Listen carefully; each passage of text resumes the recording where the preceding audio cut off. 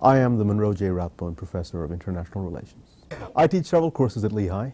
The introductory course in international relations, it draws well over 100 people. I teach a course on globalization that is a seminar for upper-level students. I teach a course on the rise and decline of empires, and when the Soviet Union was still around, I taught courses on Soviet foreign policy. I started my career as someone who specialized on the Soviet military, and the Soviet Union and its military went its own way, i.e. disintegrated. And since then, I've been working primarily on American national security and defense policy, although I still am called upon and still continue to write essays and articles on Russia, on Russian foreign policy. Over the course of my career, I have written and edited about 6 books, most of them having to do with Russia and the post-Soviet states. My most recent book is The End of Alliances. It was published in February of 2007 by Oxford University Press, and it has to do with changes in American grand strategy in the post-Cold War era. The main thesis of the book is that during the Cold War, we had a grand strategy of global alliances, which was completely at variance with the historic direction of American foreign policy for about 168 years since the founding of the Republic.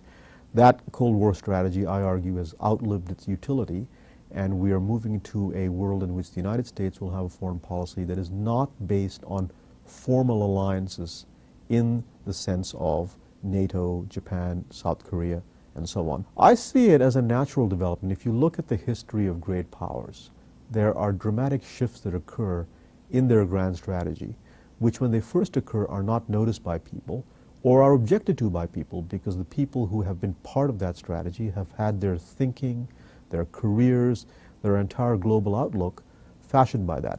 So if you take, for example, the case of Britain in the 19th century, you see major changes in its foreign policy. Consider Japan, for example, that in the 1920s and 30s was the epitome of militarism and now is sort of the epitome of pacifism. So saying that American grand strategy will change in the long sweep of history is not exceptional. It's not good nor bad. It's something that simply happens. And at the end of the day, how good or bad a strategy is depends on who is in charge, who's, shall we say, driving the locomotive.